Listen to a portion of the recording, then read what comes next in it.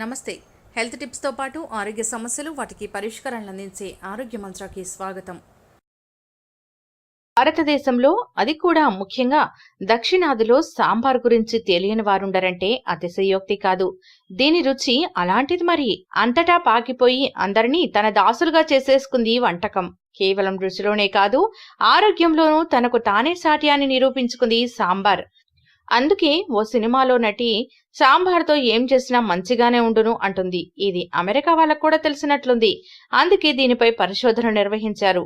ఇటీవల జరిపిన ఓ అధ్యయనం ప్రకారం సాంబార్ ఎక్కువగా తీసుకునే వారికి పెద్దపేగు క్యాన్సర్ వచ్చే అవకాశాలు చాలా తక్కువని తేలింది. ఈ ప్రీ క్లినికల్ స్టడీ ప్రకారం సాంబార్ తీసుకున్న జంతువుల్లో క్యాన్సర్ వచ్చే అవకాశాలు మిగిలిన వాటితో పోలిస్తే తక్కువగా ఉన్నాయని తేలింది. కేవలం క్యాన్సర్ను అడ్డుకోవడం మాత్రమే కాదు, సాంబార్లో ఇంకా చాలా ఆరోగ్య ప్రయోజనాలే దాగున్నాయి. మరి సాంబార్లో దాగున్న ఆరోగ్య ప్రయోజనాలేంటో ఇప్పుడు తెలుసుకుందాం. సాంబార్ అనగానే దక్షిణాదికి చెందిన వంటకం అనుకుంటాం, కానీ అది మొదట పుట్టింది తంజావూరు మరాఠాల వంటగదిలో అన్న విషయం మీకు తెలుసా? 17వ శతాబ్దంలో ఇప్పటి తమిళనాడుకు చెందిన మరాఠా రాజైన షాహూజీ వంటగదిలో పుట్టింది ఈ వంటకం. అప్పటికే ఉన్న అమ్తి అనే వంటకాన్ని కొన్ని మార్పులు చేసి సాంబార్ని తయారు చేస్తారు. అందులో వేసే పెసరపప్పుకు బదులుగా కందిపప్పు, కోకం జ్యూస్ కి బదులుగా చింతపండు రసం వేసి ప్రయోగం చేసి చూశాడా వంటవాడు. వంటకు రుచి అద్భుతంగా వచ్చింది. దాన్ని ఆ రోజు తమ ఆస్థానానికి అతిథిగా వచ్చిన సంభాజీ భోస్లేకి వడ్డించి ఆయన పేరును బట్టి సాంబార్ అని పేరు పెట్టారట. అప్పటి నుంచి ఇది బాగా పాపులర్ అయింది. తమిళంలో చాంపు అంటే మెత్తని పేస్ట్ చేయడం అన్నమాట. చంపారం అంటే కారంగా ఉన్న మసాలాలను పొడి చేసి దాంతో తయారు చేస్తారు కాబట్టి చంపార్ అనేవారని, అదే సాంబార్గా మారిందని మరో వాదన కూడా ఉంది. వాదన ఏదైనా, ఇంత అద్భుతమైన వంటకాన్ని కనిపెట్టిన ఆ వంటవాడిని మెచ్చుకోకుండా ఉండలేం.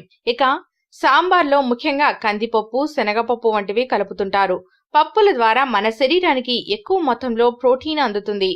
అయితే అప్పుడు ఒకే రకం కాకుండా వివిధ రకాల పప్పులతో చేసిన సాంబార్ని ఆహారంగా తీసుకోవడం వల్ల అన్ని రకాల అమినో యాసిడ్స్ మన శరీరానికి అందుతాయి.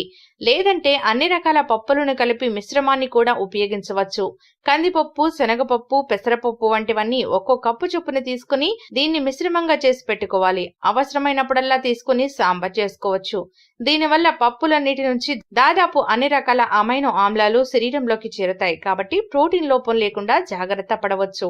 ఇక సాంబార్ తయారీలో బంగాళదుంప, సొరకాయ, ములక్కాడలు, బెండకాయలు, వంకాయలు వంటి కూరగాయలన్నింటినీ ఉపయోగిస్తుంటారు. వీటన్నిటి వల్ల మన శరీరానికి ఎక్కువ మొత్తంలో ఫైబర్ అందుతుంది. రోజు పీచు పదార్థాన్ని తీసుకోవడం కూడా ఎంతో అవసరం కదా. ఇది మన జీర్ణ వ్యవస్థను ఆరోగ్యంగా ఉంచుతుంది. సాంబార్లో ఎక్కువ శాతం నీరే ఉంటుంది కాబట్టి ఇది మన జీర్ణ వ్యవస్థలో వేగంగా కదులుతుంది. దీనిలోని పీచు పదార్థం జీర్ణ వ్యవస్థను శుభ్రం చేస్తుంది. కాబట్టి మలబద్ధకం లేకుండా జాగ్రత్త పడవచ్చు. పిల్లలు కూరగాయలు తినడానికి ఆసక్తి చూపించకపోతే వాటిని ఉడికించి గుజ్జుగా చేసి దీనివల్ల వారి జీర్ణక్రియ వేగవంతమవుతుంది. ఇక సాంబారు బరువును తగ్గిస్తుంది. అదెలాగంటే సాంబార్లో కార్బోహైడ్రేట్లు చాలా తక్కువగా ఉంటాయి. కేవలం కూరగాయలు, పప్పుల్లో ఉన్న కార్బోహైడ్రేట్లు మాత్రమే దీని ద్వారా మనకు లభిస్తాయి. ఇవన్నీ కూడా మనకు ఉపయోగపడేవే. గ్లైసిమిక్ ఇండెక్స్ తక్కువగా ఉండే ఆహార పదార్థమైన సాంబార్ తీసుకుంటే ఇట్టే బరువు తగ్గే వీలుంటుంది. అవును, సాంబార్లో నీటి శాతం ఎక్కువగా ఉండటం వల్ల దాన్ని కొద్దిగా తీసుకోగానే కడుపు నిండిన ఫీలింగ్ కలుగుతుంది.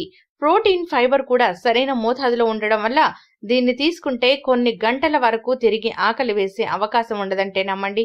అందుకే ఉదయం ఇడ్లీ సాంబార్, మధ్యాహ్నం సాంబార్ అన్నం తీసుకోవడం వల్ల ఇటు రుచికరమైన ఆహారం తింటూనే అటు బరువు తగ్గే వీలు కూడా ఉంటుంది. ఇది మధుమేహంతో బాధపడే వారికి చక్కటి ఆహార పదార్థం. సో చూసారు కదా సాంబార్ వల్ల ఎలాంటి ఉపయోగాలున్నాయో. ఎంతైనా సాంబార్దా. మరి మీరు సాంబార్ని మీ రోజు మీకు మా వీడియో నచ్చినట్లయితే లైక్ చేయండి, షేర్ చేయండి, కామెంట్ చేయండి, సబ్స్క్రైబ్ చేసుకోవడం మర్చిపోకండి.